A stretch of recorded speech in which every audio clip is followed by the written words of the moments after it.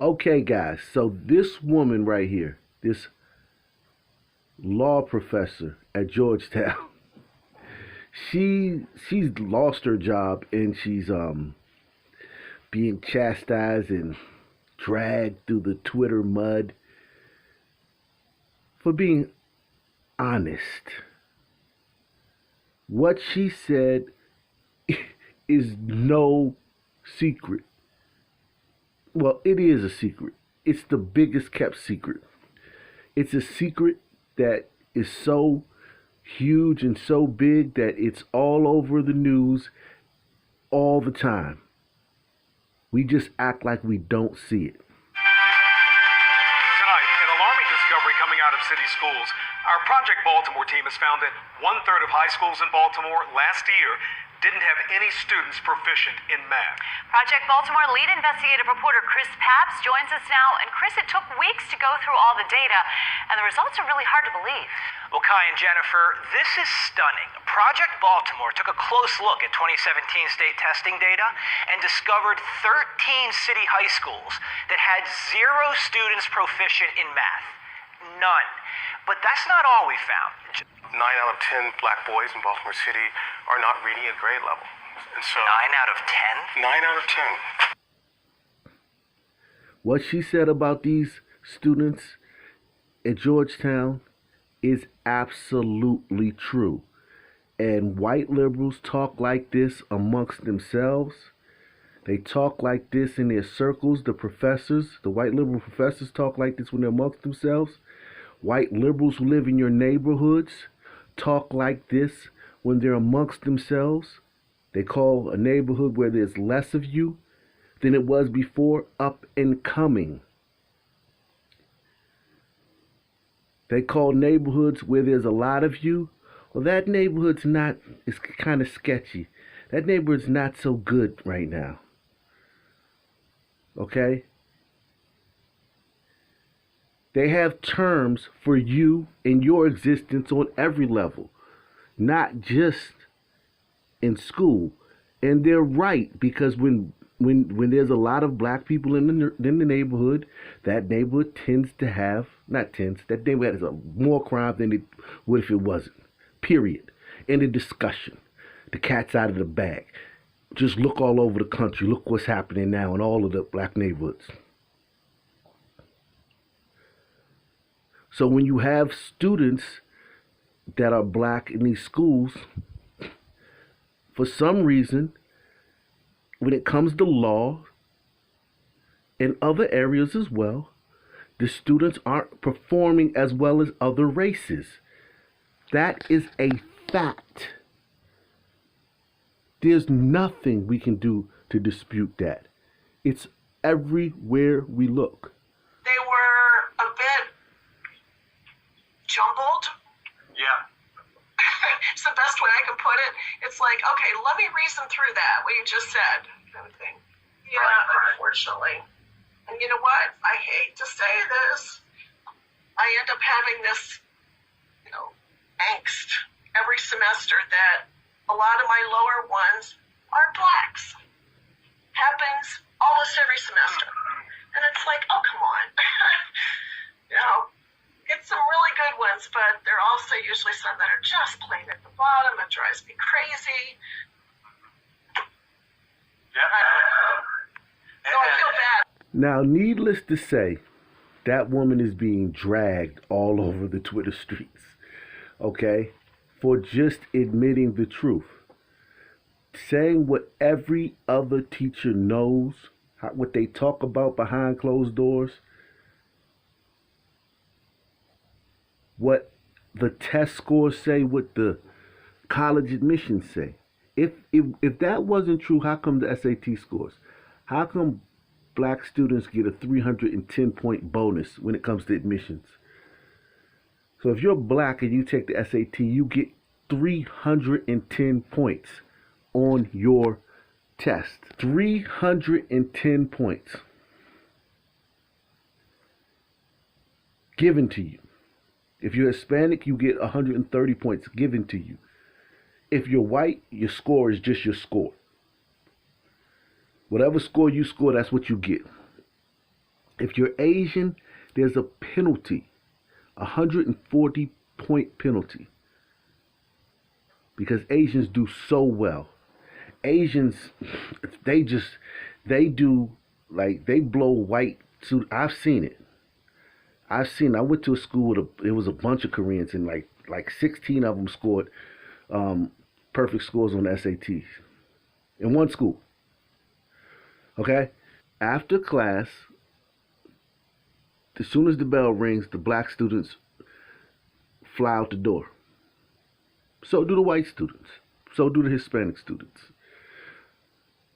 So there's something else that explains the gap between those three classes. But the Asian students, they make their own study hall where they all go over all of the lessons and they don't leave until everyone gets it. So they do their own study halls as kids, and they make sure that everyone gets it. No child left behind.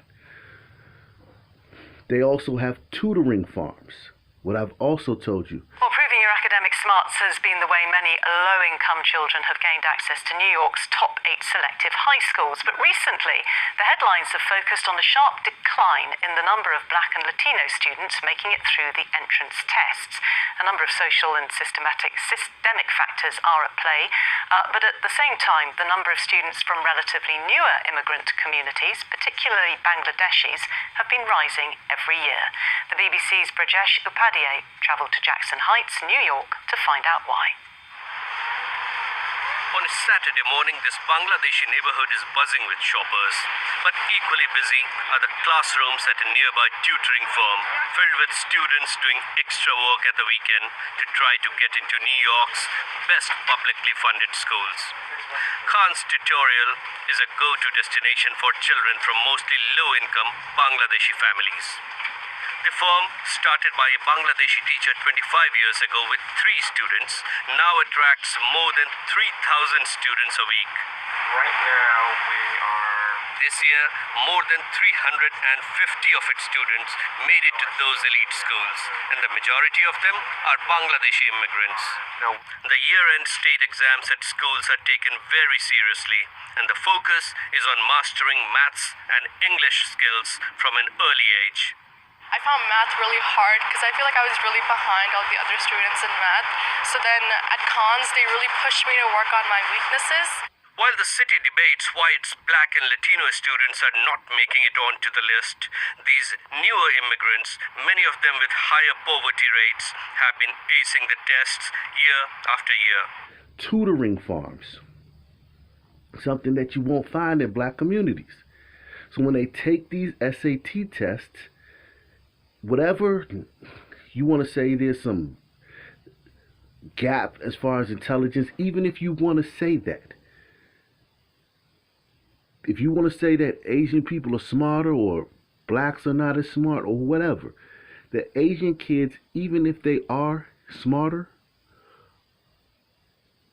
or even if they have higher IQs, if that's what you want to say, they still put in more time. They still study longer and harder than the other races of kids. Okay? Period. And there would be no reason for there to be cheating scandals in every black district if the kids were doing as well as other kids. Why is there always cheating scandals? This morning, 4 Philadelphia teachers and a principal are accused of teaching their students the wrong thing, how to cheat. Michelle Miller is here with the felony charges for allegedly doctoring state test results. Michelle, good morning. Good morning. It's an alleged scheme that Pennsylvania's Attorney General called brazen. The 5 educators are accused of perpetuating a culture of cheating and charged with crimes rarely associated with teachers: racketeering, forgery, records tampering, and conspiracy.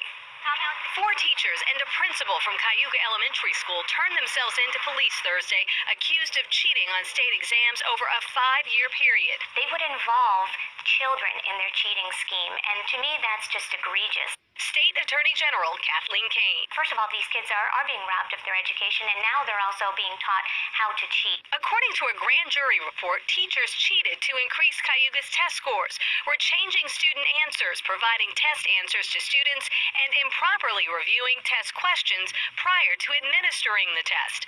It also claims Principal Evelyn Cortez boldly announced over the school's loudspeaker that students place their answers on a scrap paper first until a teacher could check their work.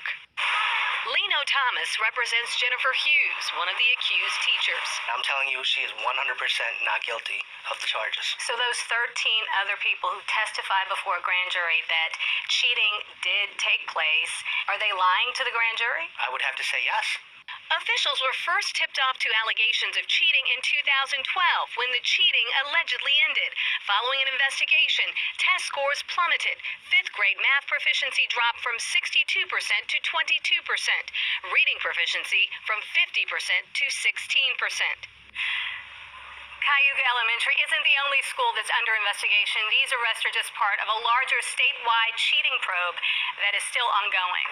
You know, they always say innocent until proven guilty, but it's just disappointing that teachers are accused of cheating. I think that's what as the state attorney general said, it is quote unquote egregious in this case. Very disappointing. Thank you, Michelle Miller. I mean, tell me that. Why is there always a cheating scandal in the black district? A black school district. Why is there always a cheating scandal where the teachers are changing the kids' grades to get them into good schools, where the teachers are changing the test scores to make the test scores look better? Why is it always, everywhere? And the whole notion that it has to do with income, family income, has been debunked, because SAT scores, black kids who come from households where the household income is $200,000 score an average of 981 on the SAT, and that's the SAT when they're the two parts and the top score is 1600. But white kids coming from families that make under $20,000 a year, $20,000 household income. White kids coming from those households score an average of 978, only 3 points less than black kids coming from households that make $200,000 or more. So it's not about money. It's not money. It's not about money. And there's a lot of elephants in the room. It's getting to be like Jumanji over here with all these elephants in the room. Okay? So it's not money. It's not giving people money. It's not access to money. It's not none of that. And it definitely ain't the culturally biased. That's the whatever, like black kids don't understand. I took the SAT. Ain't nothing on there that don't nobody understand. There's nothing on there that can't nobody understand. Now there's some things in the math part that I didn't understand, but as far as words in English, come on, man. If you watch TV and you in public school, or you in private school, or you just left the house. Now, if your parents kept you in the attic for 18 years and then threw an SAT in front of you, yeah. But if you just been out in the world, there's nothing that black kids can't. There's no culturally bias, because the Asian kids, the Korean kids, the African kids come over and do very well. And whenever it's a black kid that's doing very well, that's getting accepted to Ivy League schools, it's almost always an African kid. Like, this kid was accepted to 8 Ivy League schools. This kid got accepted to all the Ivy League schools.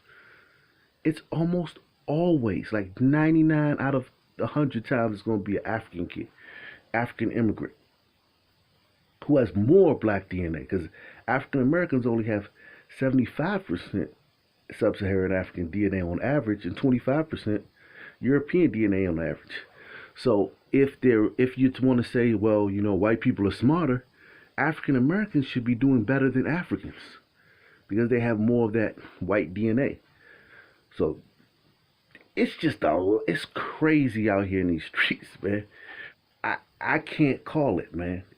So I was in school. I know that black kids, there were a lot of smart black kids in the schools that I went to. All the schools I went to, there was a lot of smart black kids. But the majority of them were not focused on school. School was more of a social setting. School was a place where you came to hang out with your friends.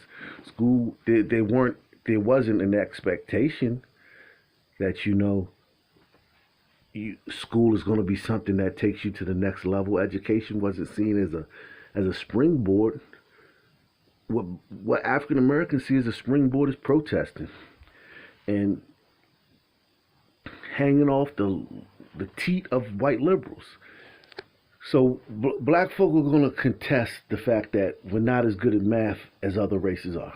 Okay, so everyone knows the number from 2020. There were 14 black people unarmed, including Rashard Brooks, that were killed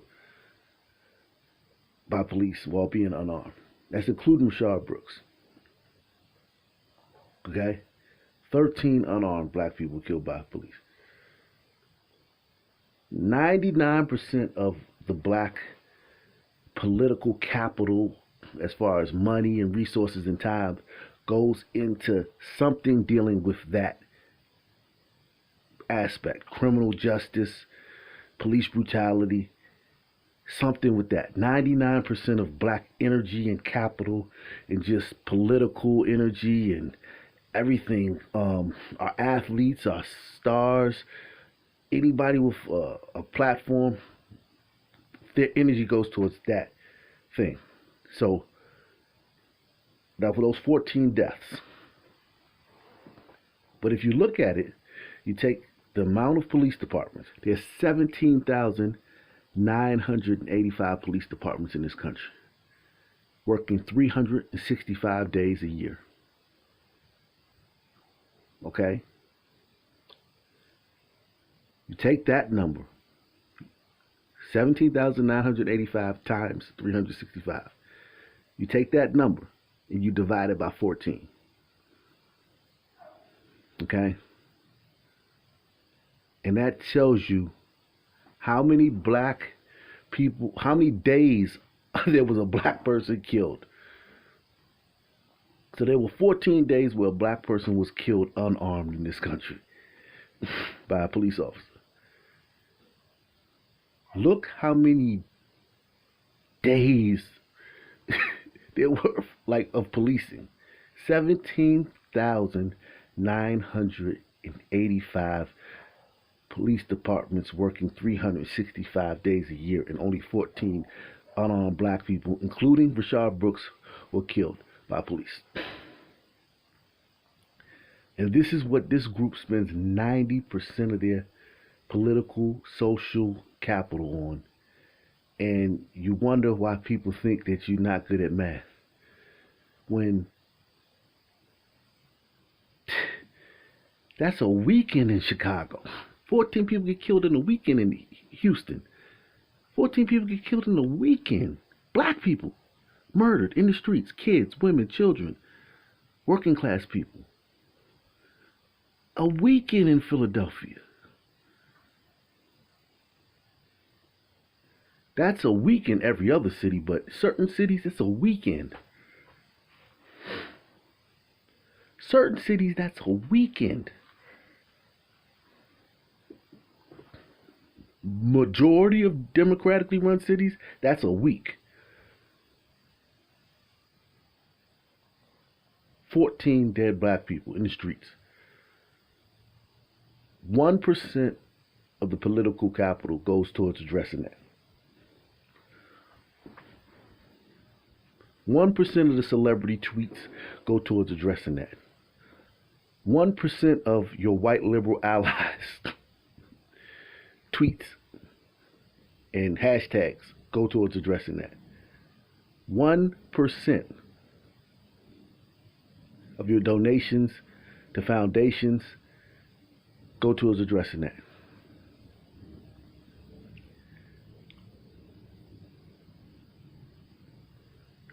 Now you understand why there's a cheating scandal in every black school district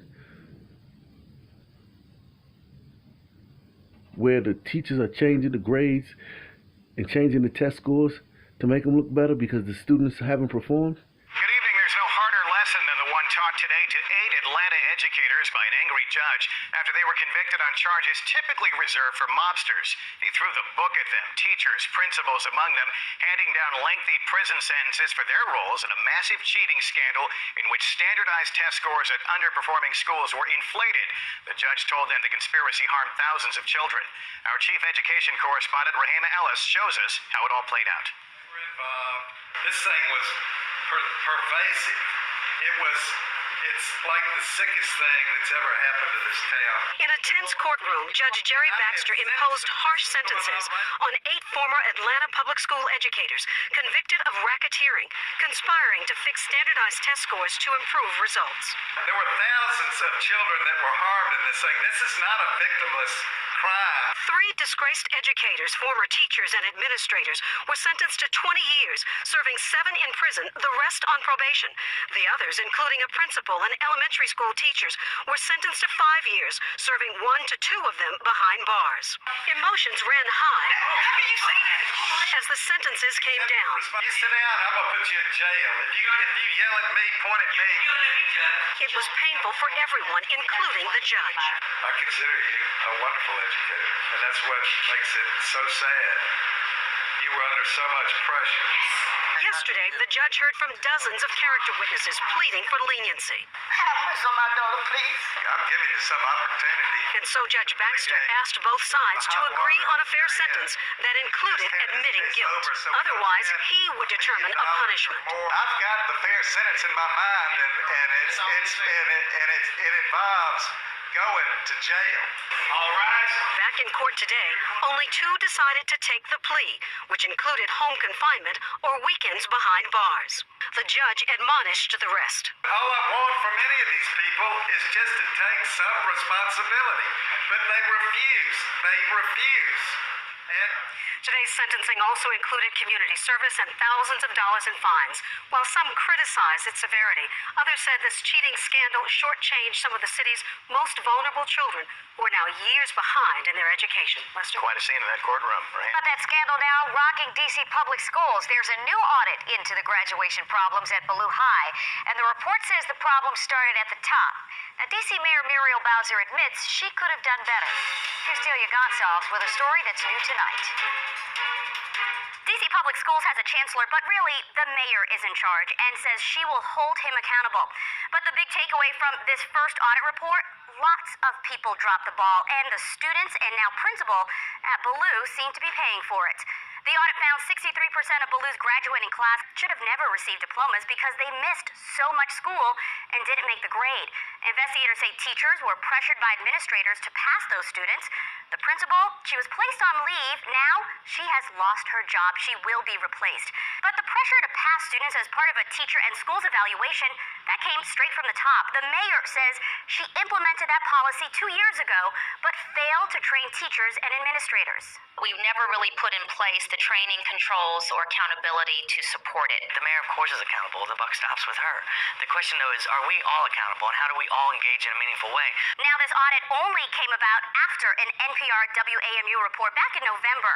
Chancellor Wilson today says he does not recall being told about those concerns before the news report.